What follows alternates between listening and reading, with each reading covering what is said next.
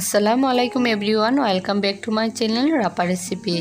আশা করি সবাই ভালো আছেন। আবারও আপনাদের জন্য নতুন একটি রেসিপি নিয়ে হাজির হলাম, আর সেটি হলো দেশি মুরগির ঝোল। এই রেসিপিটি নতুন রাঁধুনি এবং ব্যাচেলরদের জন্য অনেক উপকারে আসতে পারে আশা করি। তাহলে রেসিপিটি শেয়ার করি। এখানে আমি 1 কেজি দেশি মুরগি নিয়েছি, সাথে 1 কাপ পেঁয়াজ কুচি নিলাম। আর এখানে আমি 3টি তেজপাতা এভাবে মাছ বরাবর ছিঁড়ে নিয়েছি, 1 চিমটি মেথি, 1 টেবিল চামচ সরিষা বাটা, 8 থেকে 10টি লবঙ্গ, 6-7টি এলাচ, 4 টুকরা দারচিনি ও 9 থেকে 10টি গোলমরিচ নিয়েছি। আর এখানে 2 টেবিল চামচ আদা বাটা, 2 টেবিল চামচ রসুন বাটা, 3 টেবিল চামচ পেঁয়াজ বাটা নিয়েছি। এবার শুকনো উপকরণগুলো দেখিয়ে দেই। এখানে 1.5 টেবিল চামচ মরিচ গুঁড়া নিলাম, 1 টেবিল চামচ হলুদ গুঁড়া নিলাম, ধনিয়া গুঁড়া 2 টেবিল চামচ, সাথে জিরা গুঁড়া 1 টেবিল চামচ নিলাম। এবার স্বাদ মতো লবণ অ্যাড করব। এখানে 1 কাপ তেল নিলাম, আর লাগবে পরিমাণ মতো পানি। এখানে আমার সবগুলো উপকরণ নেওয়া হয়ে গেছে। এবার আমি মূল রান্নায় চলে যাব। চুলোয় একটি প্যান বসিয়ে দিলাম। প্যানটি গরম হয়ে আসলেই আমি 1 কাপ তেল দিয়ে দেব।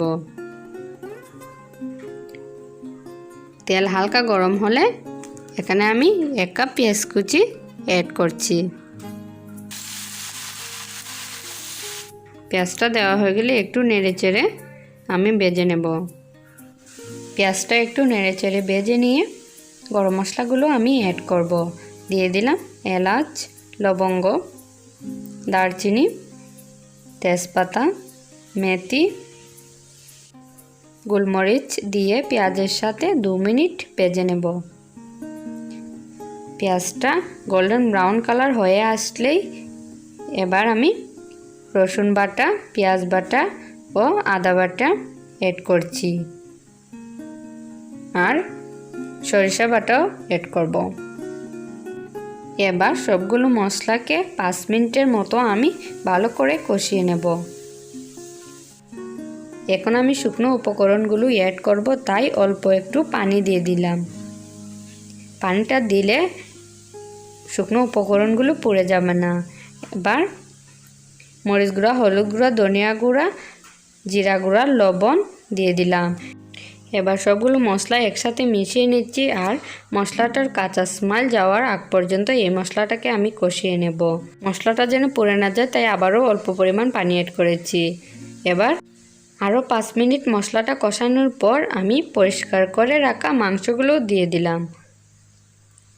এই মশলাটা যত কষানো হবে তত মাংসের ঝোলটা স্বাদ হবে।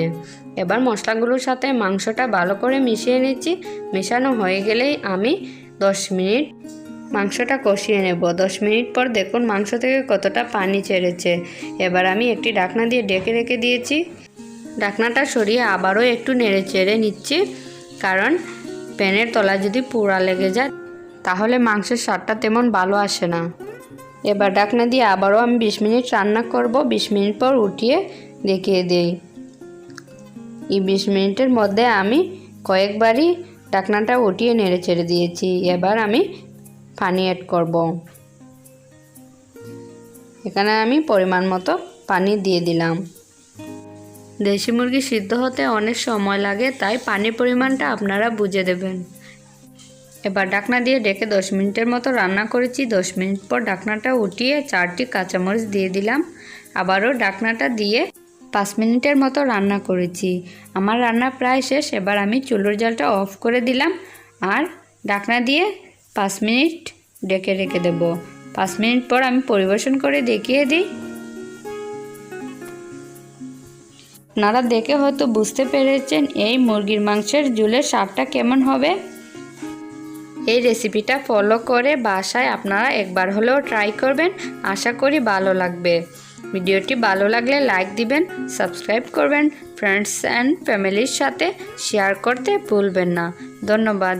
আল্লাহ হাফেজ।